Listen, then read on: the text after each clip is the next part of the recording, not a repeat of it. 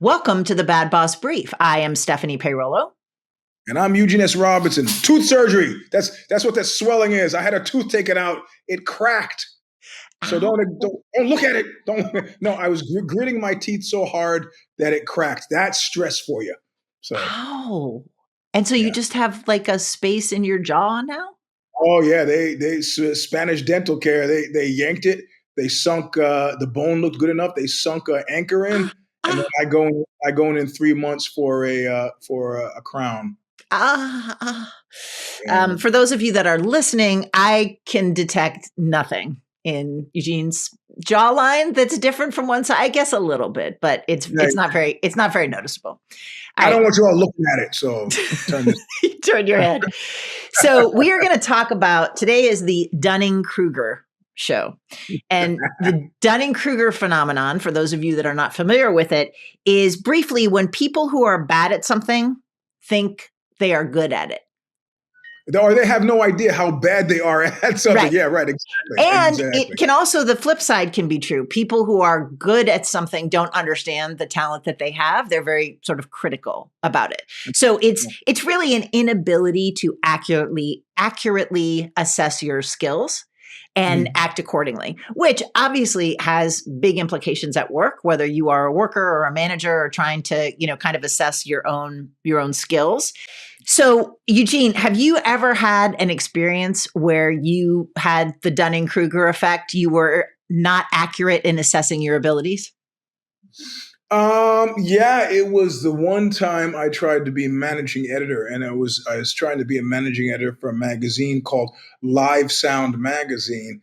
And they did not want there's the junior editorial director role, which I think I mentioned on one of the other shows we've done. And then there's the traffic cop role. And I am absolutely not.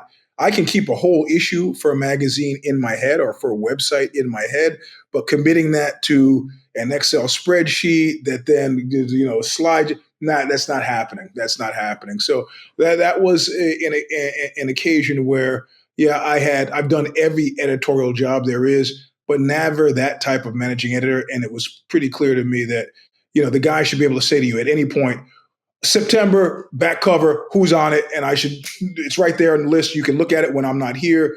That's it was in my head, but that's not what he wanted. So it was very strange when I became editor-in-chief of EQ magazine, which was up for a bunch of awards at a certain point, and having to walk by the guys at Live Sound Magazine because I was like so woefully inadequate as that type of managing editor. But, in terms of editor-in-chief, great. Senior editor, great. Tech editor, great. Copy editor, great. So, yeah, it was, but, I had to have it happen before I knew never applied to that type of managing editor job. So it wasn't, right. It was not a chastening. It was just an informative moment, and also the other way, I've had bosses who clearly knew less about publishing than I did.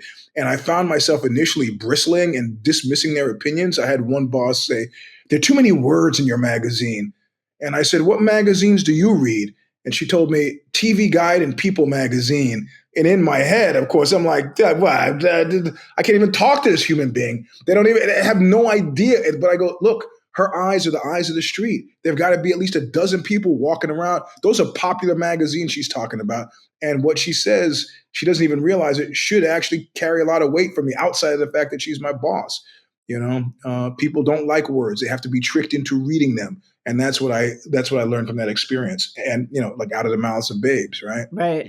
Well, the description from Wikipedia is the Dunning-Kruger effect is a cognitive bias that describes the systematic tendency of people with low ability in a specific area to give overly positive assessments of this ability. The term may also describe the tendency of high performers to underestimate their skills. It was first described by the psychologists David Dunning and Justin Kruger in 1999. And it's often seen as somebody who doesn't have skill, thinking that they have more, but it does go both ways. And for me, and I think it's important that they talk about in a specific area, right? So there are ways in which, so my example is, I think I'm a good baker, and I'm actually not. the only reason I think I'm a good baker is I am the only person in my family who enjoys baking. And my family there are many people with significant sweet tooths, and they know that I will cook things that they like eating. And so they will praise my cooking to the skies, and I will bring another key lime pie or cheesecake or, sweet potato pecan pie or whatever. And they're serviceable for sure. But because I've had so many years of people praising like, oh, this is the best key lime pie I've ever had. It's like, well, it's probably the only key lime pie that has ever been home baked for you. But I got this idea that like, I'm kind of pretty fantastic as a home baker. And then I'll taste something at a pastry shop, or I'll have something that a friend will make who actually is a good home baker. And I'm like, yeah, no, I'm not even in the ballpark. There's no British bake for me. I am not that girl. I don't think I've had a chastening like that. I've tried to be aggressively rational about my shortcomings and try to get there well before other people. Right. So the managing editor thing took me completely by surprise, but then I've had that experience, like you say, from the high achieving thing where I've been, trying to teach somebody something, and I'm baffled that they don't understand it. And then I fundamentally learned that, this is like a high level skill, right? You can't, if I asked one of my editorial staff to do a top edit on a piece and it came back massacred, then I was like, how could you, what do you, and then I realized, they don't teach that in J school. They just don't. You have to learn it on the job. And so, which was good for me to have that realization, because I was about to, I mean, I'm not the kind of guy who would go, you fucking idiot. but I was having those unkind thoughts in my head. And I was like, nah, to be a good boss, you need to be thinking, this needs to be a 360-degree thing. And this person has gone to a good school. How do they not know? Well, because they don't teach it. They don't teach it. There's no way for you to do it until you've done it. So let's be nice and calm, coach them through doing it, and then next time they'll do a good, better job, maybe. So right.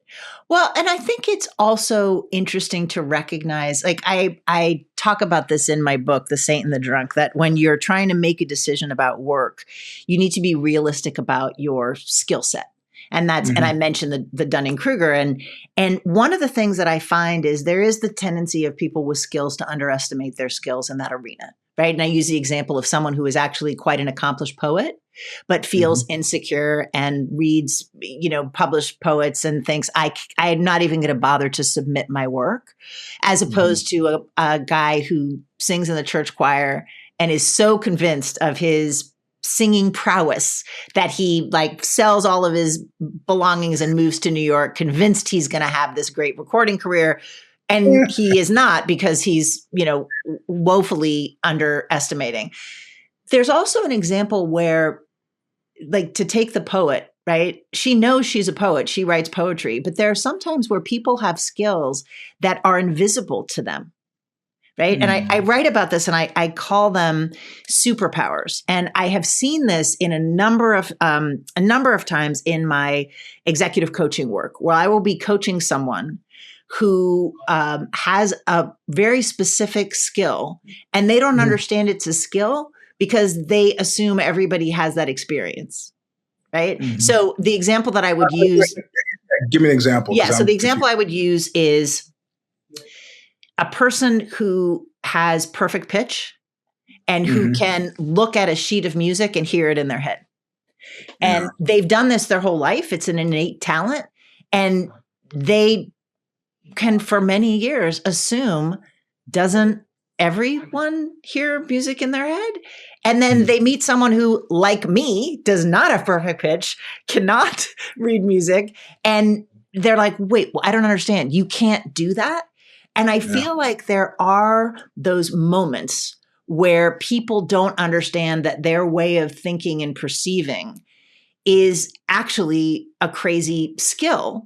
And it causes a couple of problems. Like, so what I see is a lot of times, what we recognize in corporate America as being an important, laudable, promotion-worthy skill is often something that's exterior, right? So like you can close deals, you can get people to do things, you can, produce intellectual property.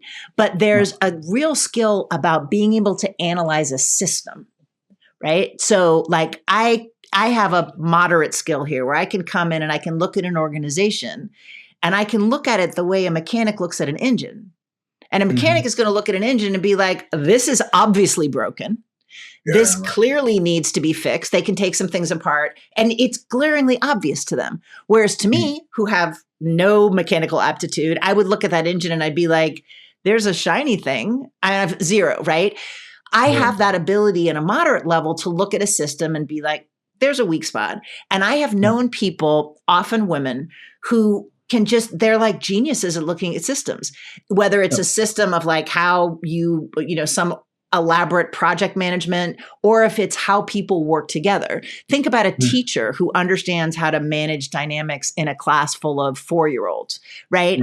And these are skills that tend to be quote unquote softer skills that are critically important in a lot of roles. And because it's not named, because it's often associated with emotional intelligence or kind of those softer skills more on the distaff side of corporate America, it's undervalued. And when I'm talking to clients, they don't even know that they have this skill. And there's two problems with that. One is they don't appropriately value themselves. Right. So they like, why should I ask for that promotion? Because I don't have a graduate degree. I don't have the business degree. It's like, because you can do this thing that nobody else can do. The other problem is that, just as you were explaining, managers who don't know that they have this superpower, that they have that kind of business perfect pitch, have trouble teaching other people because they just assume that everybody else has that corporate perfect pitch. And when someone says, I don't see what you're seeing, I'm not seeing the system that you're talking about, I don't understand that process, it can be very hard for supervisors to teach that if they don't understand that not everybody has that experience. Yeah. It is wild. And I want to use, it's an incorrect word to use because it doesn't take into account effort and achievement, but those people with natural affinities for certain things. And in my neck of the woods, I had done a tour with a guy who has gone through the program, like you would be, friend of Bill's, right? So he's gone through NA, AA, the whole bit. And so he says, before the tour, he goes, I want you to help me with something, Eugene. And I go, what's that? He goes, of course, he's transferred all of his addictive behavior to food. So he gained tons of weight. He goes, you gotta help me lose weight on this tour. All right. So I go, okay, I'm going to try to. I say, you got to help me with something too. And he goes, what's that? I go, I am prone to a certain amount of certain proclivities when left to my own devices for too long. So you have to make sure that I don't gallivant off and hook up with people willy nilly. How about that? And I failed miserably getting him to lose weight. He came off that tour 10 pounds heavier, but he effectively. And it was massively artful. I never saw it coming.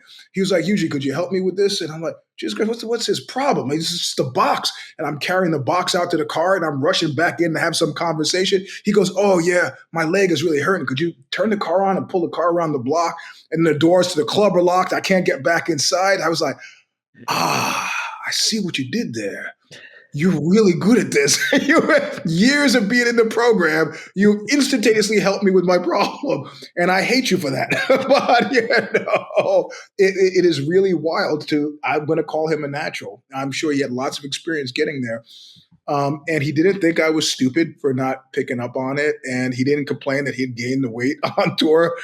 I mean, there's only so much I can do. Like, don't put all that butter on your waffle, man. What kind of and don't eat 8 waffles. I'm not going to yank the food out of your mouth. But yeah, it's very strange. It's very strange to come up against that. And a lot of times when you're doing like executive level stuff, everybody's so close in terms of general skill and talent. It really stands out when you get somebody that I'm choosing to call a natural.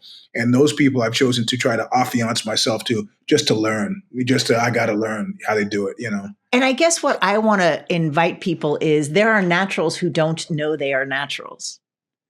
right? That's And it. so when you're like, look at skills, and a lot of times the way you can find this is what are things that people turn to you to do, right? So like if you are the one who is always like my daughter throws the best parties.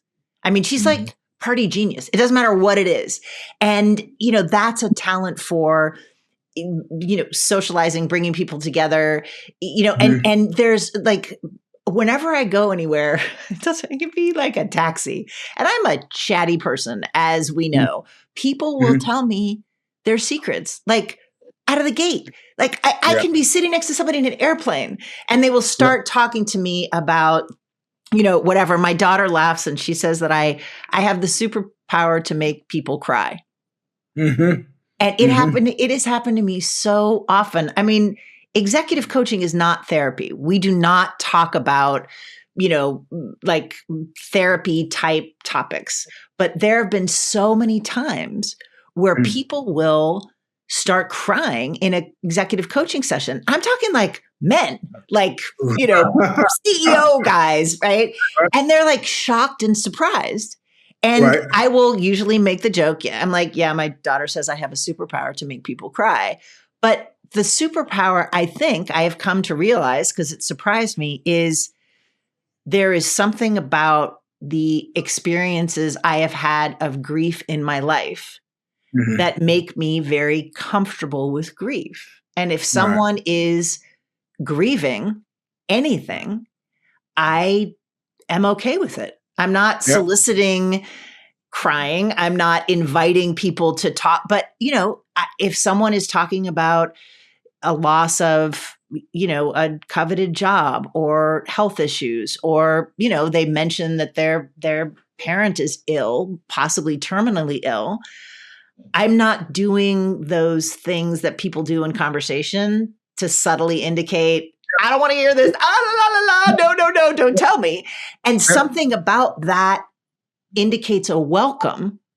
And Mm. so these are things, this is like it's a subtle thing, but Mhm. actually being able to create a container for difficult emotions is a Mhm. superpower. If you are an executive coach and you lead retreats, that is a superpower. And it's one of those things that it took me years to recognize. And it was actually my daughter pointing it out to realize, like, oh, not everyone can do that. Yeah, there's a thing where that I used to I proved this once to my ex-wife. We went to a party and I go, the things that I do as a journalist, these are just great life skills that you can have. I go watch, and we went to some party. Neither one of us knew anybody there but the person throwing the party. And within half an hour, I'm standing there with some woman who was probably about 27. She's sobbing. She's telling me about her relationship with her mother and her father and her brother. Her brother was a doctor, and they always wanted her to be achieving. And it was just about, again, not giving the face that says stop and asking periodic questions, having to do. I mean, it was clearly like she was on this kind of gerbil wheel of thinking about this stuff and was looking for somebody. And then you just step into that arena and then you're that person. And there's a great band, not great band, but there's a band by this song by this band called Perturbator, and it's good. I've never forgot. I never knew the band or their music, but I liked the title of the song, and it was "Humans Are Such Easy Prey."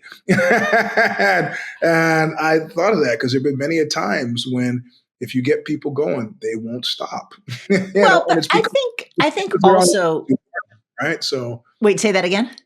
it's because they're largely most of us are unlistened to. I mean, you Right. and I, we have a platform where we can do, but you're the average person. Maybe you don't have a platform. Maybe you feel. I mean, social media has created a sense of people are listening to you, which is why we've gone crazy with it. But most people actually don't But have they're people to not listen. listening, right? Like the Yeah, idea of I am face to face with you, whether it's in person or on a screen, and my full attention is on you.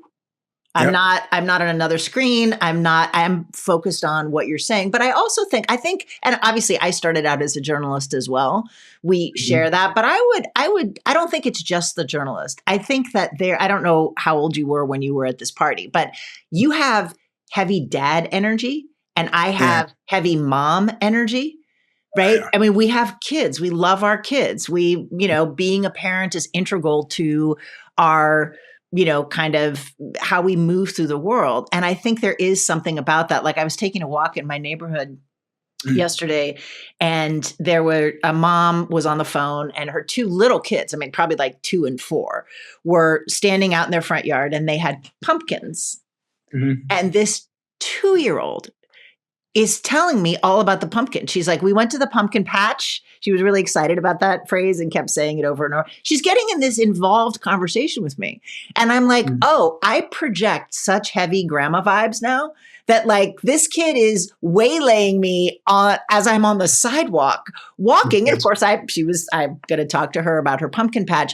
But I do think that there is a way that people can have a sort of groundedness. But again, I think that's interesting because that's an example of what I mean about like you have a narrative that like it's because you were a journalist. Right. But there also, I think, is a narrative about showing up, whether it's a parental role or also just like we are both physically substantial people, right? And we project a certain amount of power, but we take up space in a room. And I do think that's part of it too. That there's kind of like, so I think there's a lot of things about it. And I guess what I would invite people who are listening to think about is, do you have some superpowers? Is there anything that you are not perceiving as a real advantage? And also, is there anything that you're assuming that other people know how to do that they might not know how to do?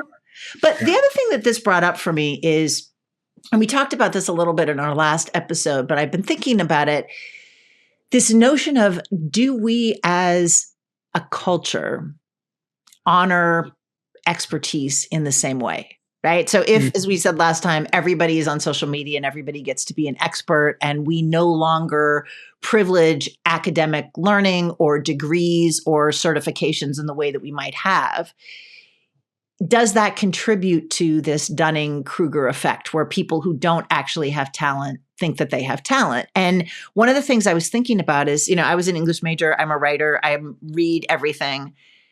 There are writers who are objectively geniuses in my book, right? If you read Toni Morrison's Sula, Beloved, James Joyce, Dubliners, Ulysses, those are works of literary genius. These are people who have a talent that is, to me, objectively fantastic, right? Now, there are people who may or may not like that particular style. They may not be interested in the content, but in my world, they are objectively talented people. And I feel like, this is, I guess, my question to you. Has there been a flattening of our understanding of genius, and that everybody's like, well, I could write as well as that?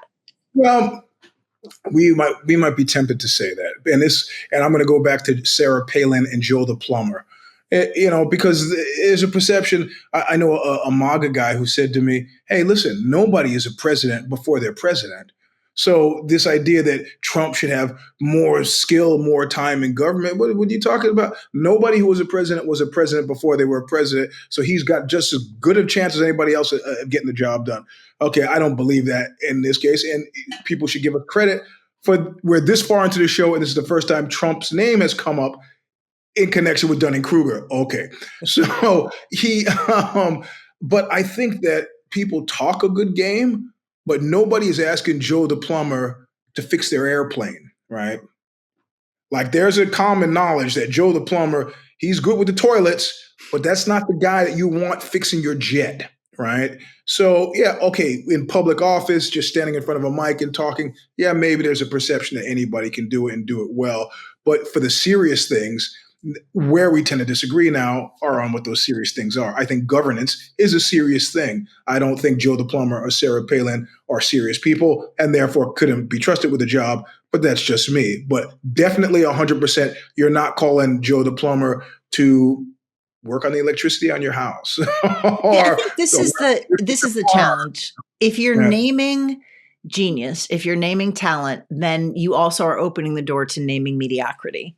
And Correct. if you name mediocrity, then you risk being labeled as someone who is elite, right? Yeah, like I could I could see somebody saying like, who are these two fucks who went to Stanford to say that like they are the arbiters of who has genius and who is mediocre, right? I just watched this great Bob Odenkirk film short. It's an hour-long movie called Girlfriend's Day. And there's a guy, Toby Huss, who used to date a friend of mine, and he plays a reformed white supremacist. And he goes, I used to hate everybody. Now I realize I got a new thing now. And they go, well, what's your new thing? Nobody better than nobody. That's my new thing. Nobody better than nobody. It's this whole flattening out of everything. But, I mean, I'm okay in the presence of genius. I just read, just like 2 years ago, read for the first time, Master and Margarita. Have you read this book? No. And as I'm reading the book, like every 10 pages, I'm like you do in a really funny movie, I'm like looking around like, did you see what he just wrote? Oh my God. This is like, how did I sleep on this book for so long? It is phenomenal. It's like I never read anything before. And he's written like one book. Bulgakov is the guy's name. One book. And then he's like the Russian guy and he's dead, So really, Master and Margarita, absolutely fantastic book. And, people say, well, the people who might say that are people who don't read. So I am pleased to be in the presence of genius. I don't feel it makes me mediocre at all. Well, and I think that the challenge is, and again, this happens politically as well as at work, is mediocre exists. Mm-hmm. And people who are mediocre are potentially dangerous. Yeah. Right? And I saw something, I can't remember where I saw it, but this idea that, Trump and others of his ilk value loyalty above all else. And so people who are put into positions of power are considered to be loyal, but skill is not something that he is selecting for. That's how you get Pete Hegseth as the, head of the newly named Department of War. And I think that there is a real danger to that, right? If we flatten everything, if calling out mediocrity or a lack of skill is seen as elite, then we do have people who are plumbers saying that they're ready to do neurosurgery.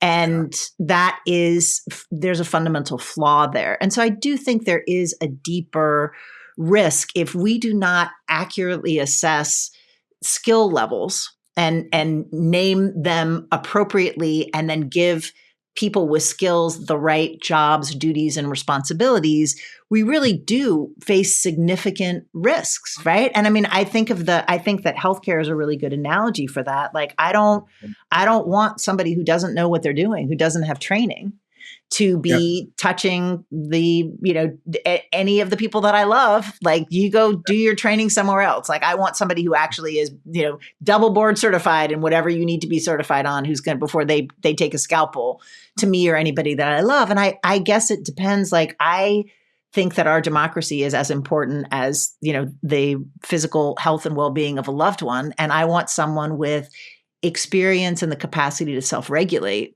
and who is at least on the same page in terms of values. And we don't have those things now.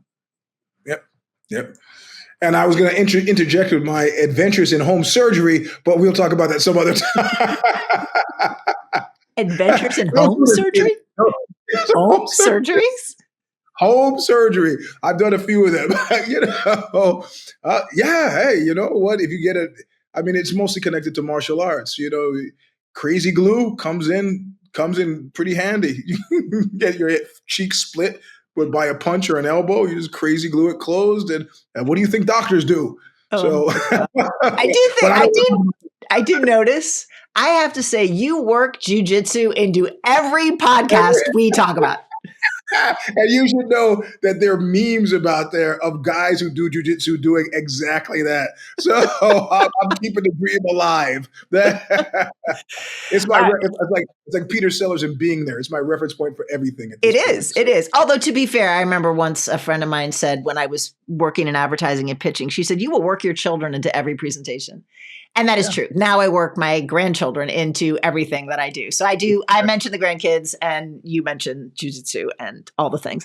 All right. That's what we've got time for today. Thank you for joining us. If you have ideas for future shows, questions for me or Eugene, WTF at badbossbrief.com, WTF badbossbrief.com. I will read and respond to every single one.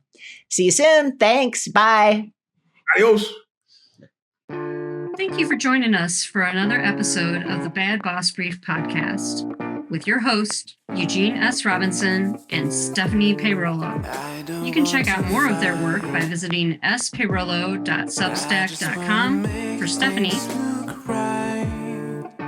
and eugenesrobinson.substack.com for Eugene. You can also find Eugene at Mr. Sleep 3, that's the number 3, on Insta. Reach out with your questions, concerns, work case situations, or suggestions to us at WTF@badbossbrief.com. Stephanie will personally answer every single submission. Be sure to join us at badbossbrief.substack.com every other Wednesday for new episodes of Bad Boss Brief so you can gain further insights into your workplace environments. Until next time, don't be an asshole at work.